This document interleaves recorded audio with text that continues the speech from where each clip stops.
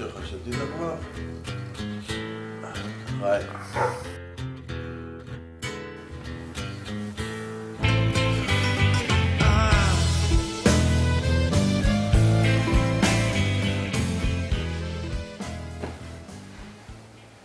אף אחד לא מכיר את הסיפור של פידו ומיכל, מה שקרה שם.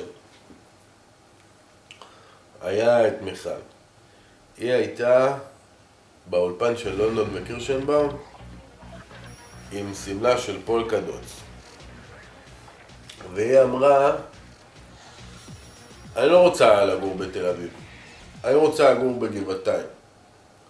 אני רוצה לגור בגבעתיים ושפידו ילס מסטיקים של ניקוטין.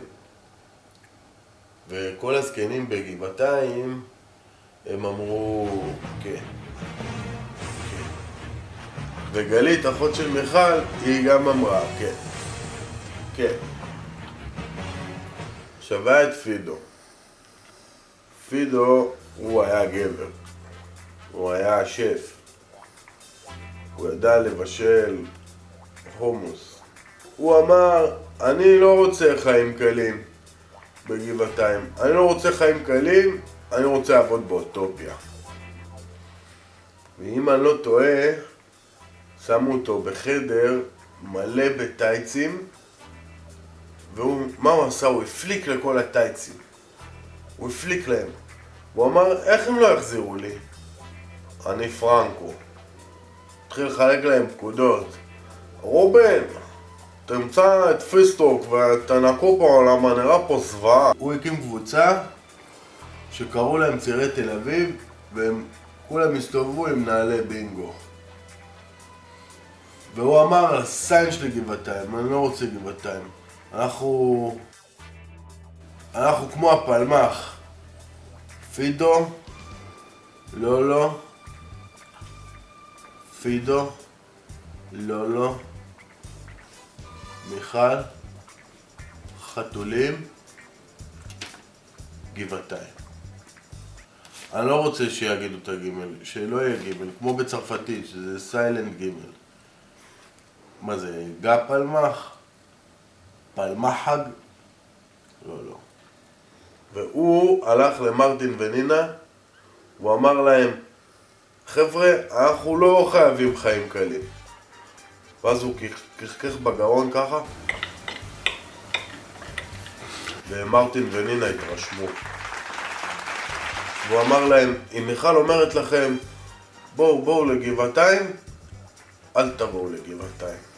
תגידו לה, אני צריך ללכת לבית כנסת להניח תפילין.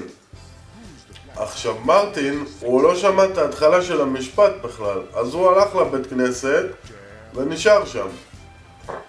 עכשיו מיכל היא הייתה יושבת בקטית, בבקרים, ומחתימה את העובדים על עצומה של ג'חנון בשבת על חשבון הבעלים.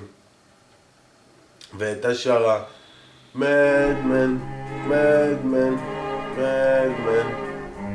ככה הייתה שרה.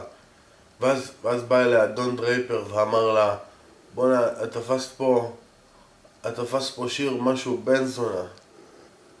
ואז פידו אמר, מדמן זה תל אביב בשבילי.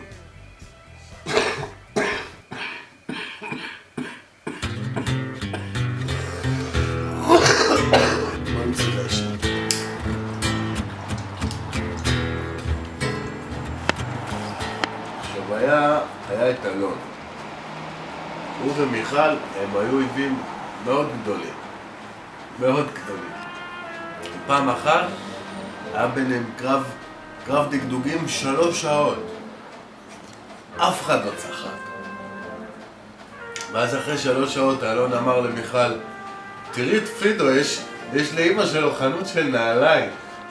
אז מיכל חיכה, ואלון אמר לה, הנה את חייכת. ומיכל אמרה לו, אתה דיברת עכשיו.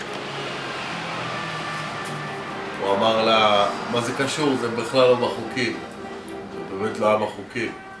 ואף אחד לא ידע מי ניצח. ובינתיים, מרטין ונינה, הם היו עושים מלא קטנים. ואז מיכל אמרה, מה אתם מפגרים? יתפסו לנו את הדירה. בוא נלך לאכול שווארמה של כבש עם מלא כוסברה.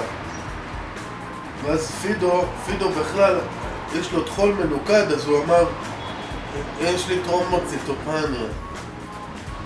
אז מיכל אמרה, בסדר, בוא נלך לאכול שווארמה צמחונית.